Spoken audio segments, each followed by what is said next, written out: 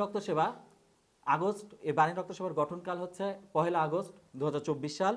এই 2024 সাল 1 আগস্ট থেকেই বাণীর রক্ত সেবা প্রত্যক্ষভাবে জুলাই আগস্ট ছাত্র বিপ্লবের পাশে, মেইনলি আগস্ট মাস থেকে এটা শুরু হয়েছে, এটা অফিসিয়ালি তার আগে থেকে জুলাই মাস থেকে আমরা আনঅফিসিয়ালি ট্রায়াল কাজ শুরু করি।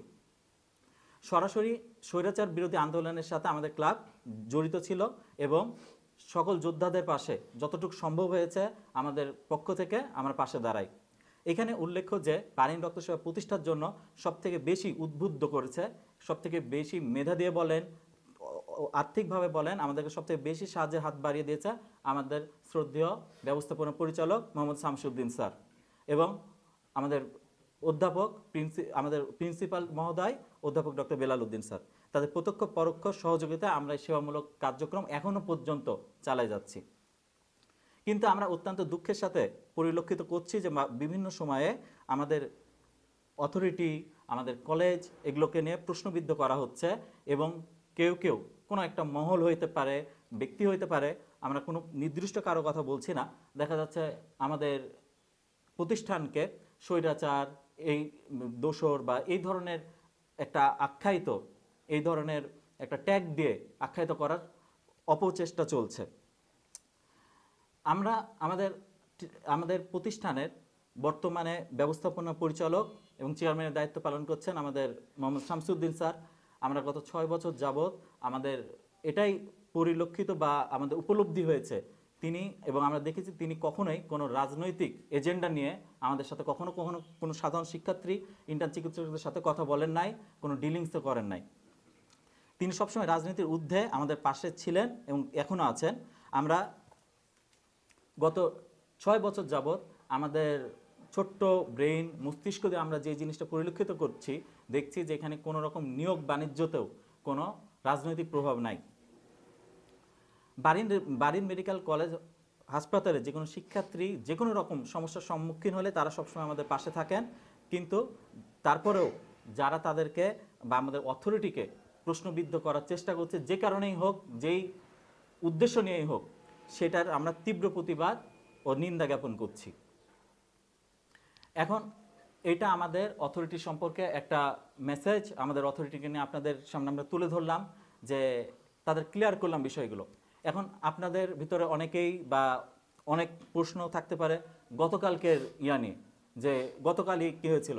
ব্যাপারটা হচ্ছে, আমি কোনো কারো ব্যক্তি, আমাদের এখানে কারো এগেনস্টে আমরা কোনো রকম মানে আমাদের ছাত্র, সাধারণ শিক্ষার্থী এবং আমাদের ইন্টার্ন চিকিৎসকদের পক্ষ থেকে আমরা কোনো রকম কারোর বিরুদ্ধে কোনো অনুযোগ এখানে করতে আসি নাই। হয়তোবা কিছু কথা ছড়াইছে, কিছু মুখরোচক গল্প বানানো হয়েছে, অনেক কিছু অনেকভাবে হইতে পারে, সেই প্রশ্নে আমরা না যাই। কিন্তু কথা হচ্ছে গতকালকে আমাদের ভূমিকাটা কোথায় ছিল, কিভাবে ছিল। বিষয়টা হচ্ছে আমাদের, আচ্ছা, গতকাল বিষয় হচ্ছে, দেখা যাচ্ছে গতকাল কিছু ব্যক্তিবর্গ দেখা যাচ্ছে আমাদের স্যারদের কাছে এসেছিলেন। হ্যাঁ, তারা কি কারণে এসেছিলেন বা হয়েছিল, প্রথমে আমাদের তাদের সাথে কোনো রকম কথাবার্তা হয় নাই, কিন্তু আমাদের শিক্ষার্থীদের পক্ষ থেকে এবং ইন্টার্ন চিকিৎসকদের পক্ষ থেকে আমাদের খারাপ লাগার জায়গাটা একটাই, যে আমাদের স্যার, অর্থাৎ আমাদের যারা মানে পিতৃতুল্য শিক্ষকগণ, তাদের সাথে কথা বলার আগে আমরা সকলে একটা প্রোটোকল মেনটেন করি, বা এটাই উচিত।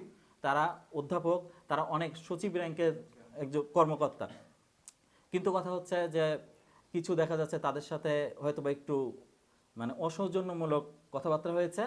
এর প্রেক্ষিতে বা এর জের ধরেই সাধারণ শিক্ষার্থীরা সাধারণত একসাথে এতজন ক্যাম্পাসে অবস্থান করে না ক্লাস না চললে। কিন্তু দেখা যাচ্ছে এখন আমাদের ছাত্র সপ্তাহ চলছে, আপনারা দেখছেন পুরো কলেজ মেডিকেল সাজানো আছে। তো তারা ক্রিকেট খেলছিল, ফুটবল খেলছিল, দ্যাটস মোমেন্টে দেখা যাচ্ছে তারা যখন শোনে যে এখানে হয়, মানে এরকম আমাদের শিক্ষকরা কিছুটা ডিসরেসপেক্টফুল ফিল করছে, দ্যাটস মোমেন্টে তারা এই জিনিস এখানে এগিয়ে আসে।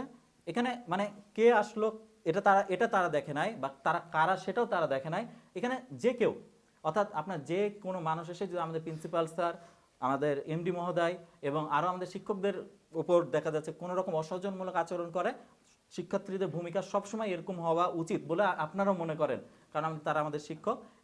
এটা নিয়েই একটা মানে তাদের সাথে কথাবার্তা হয়। পরবর্তীতে আমাদের প্রিন্সিপাল স্যার, এমডি স্যার এবং অন্যান্য আরও যে শিক্ষকগণ, অধ্যাপকগণ ছিলেন, তাদের পরামর্শই এবং ইয়াক্রমে আমরা জিনিসটা এবং সেখানে ইয়ার জন্য মানে আইন শৃঙ্খলা বাহিনী জিনিসটা এই মানে শান্তিপূর্ণভাবে করে, মানে জিনিসটা সলভ করে এবং ওইখান থেকে পরবর্তীতে মোটামুটি দুপুর 4:30টার দিকে জিনিসটা সলভ আউট হয়।